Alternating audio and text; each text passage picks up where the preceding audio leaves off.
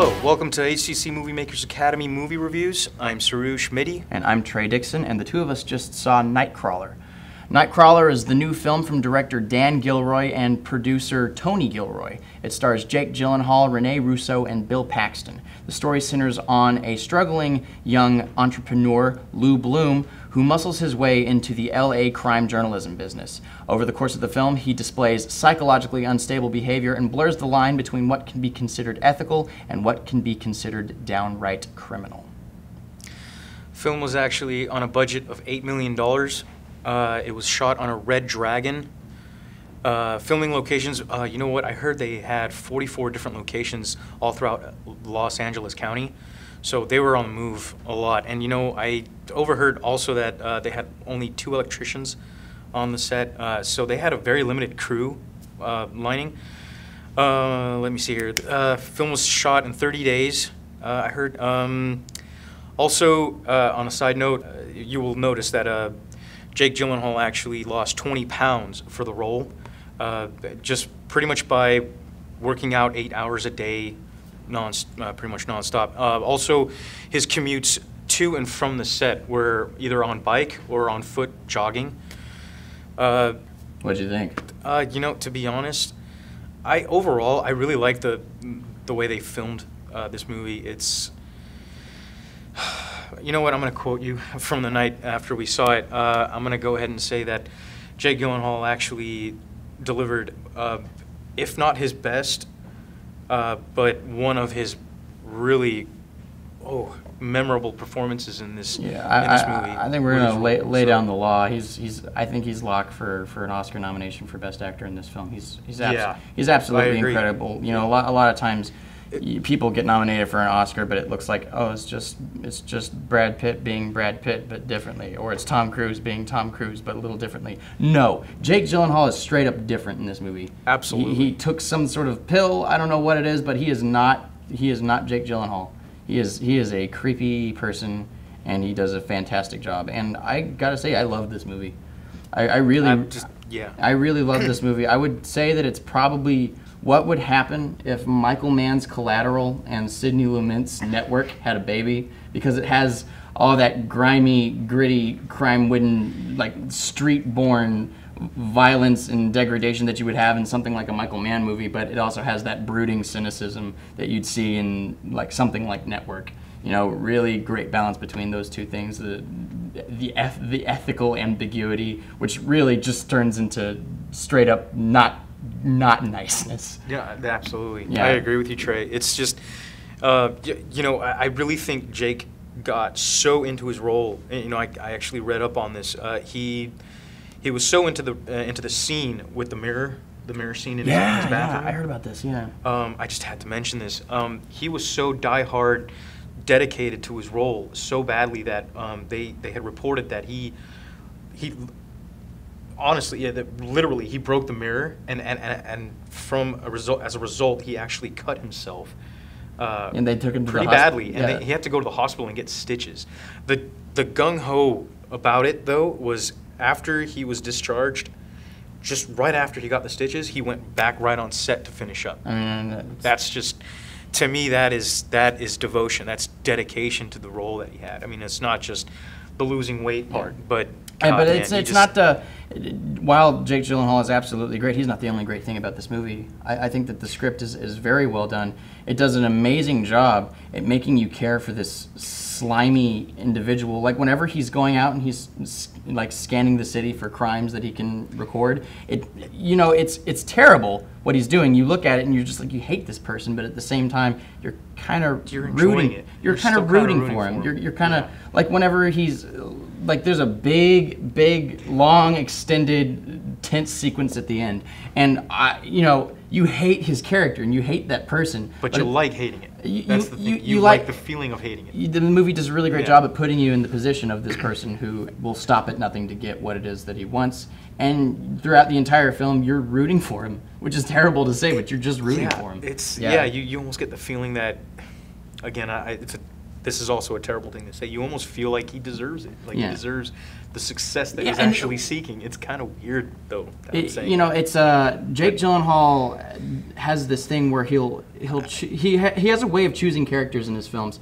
A while ago, I saw Prisoners, which is the new Denis Villeneuve film that was in Hugh. He did that with Hugh Jackman, and the opening of that film. It's like Thanksgiving night, and it's juxtaposed with another family who's sharing Thanksgiving with another family, you know, and cut to him alone in a Chinese diner. Why is he there by himself? Well, as an audience member, you find yourself asking all those questions in relation to the characters that he chooses.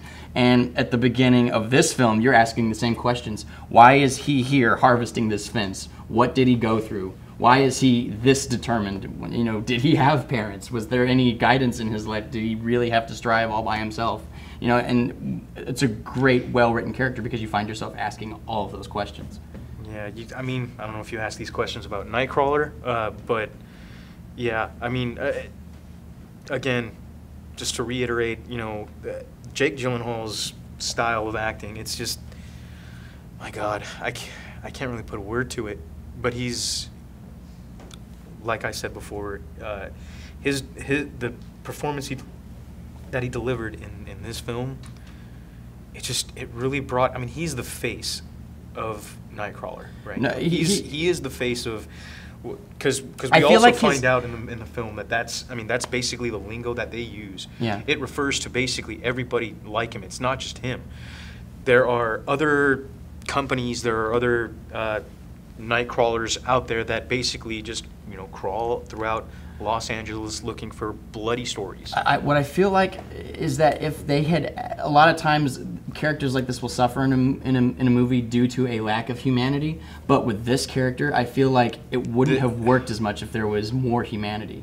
If you could relate to this character more, you wouldn't have bought it as much. Like the epitome of Jake Gyllenhaal's character in this movie is like that little speech bubble that you get whenever you're applying for a job. You get a form and it says, "We're this company, and we with our skills and your unique skill set, we're going to pioneer into the near future." And like that's all Jake Gyllenhaal. He's like, I want you to work for me. I think that you have a great skill set. My motto is that if you want to win the lottery, you have to make the money to buy a ticket. And like he's just very that was actually matter of fact, quote like that he a complete void of humanity. And if that had been there, it wouldn't have worked. You know, I just can't help but notice he used the word opportunity a lot. Oh yeah, no, it's like for everybody else and for himself. I want you to know that you have this opportunity. You know, it is a good thing for you. Yeah, no, it's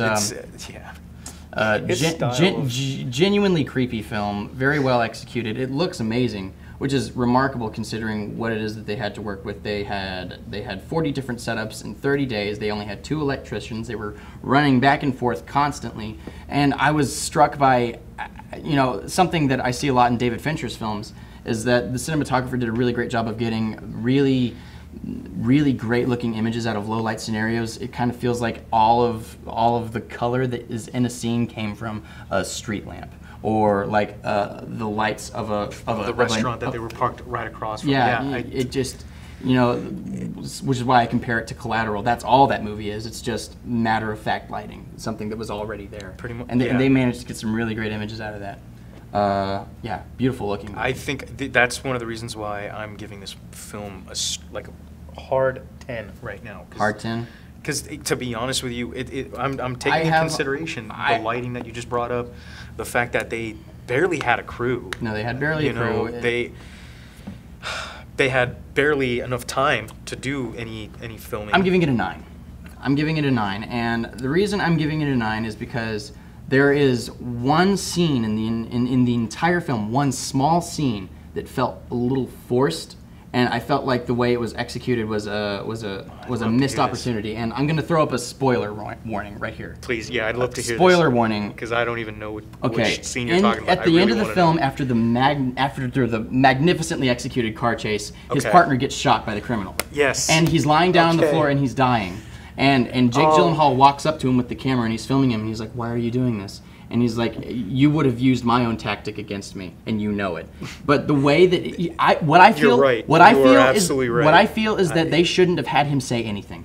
He should have just filmed him, and it would have been cold and would have been perfect for his character. Yeah, and they just should have shown his partner after, you know, just laying there, looking at him, just a look like, okay. Yeah. Okay. And then Yeah, all of a great sudden movie. go Really- into his death and just slowly lights go out. Thank you for watching HCC MovieMakers Academy movie reviews. We are brought to you by the HCC Filmmaking Academy and HCC TV. Visit us on the web at www.hccs.edu. Call us up and take a class if you enjoy the art of filmmaking. You can also catch more of our reviews on YouTube. You can subscribe to our channel and catch us on many more reviews, upcoming movies that we're going to review also. Thank you very much and have a good day. You will be seeing me again.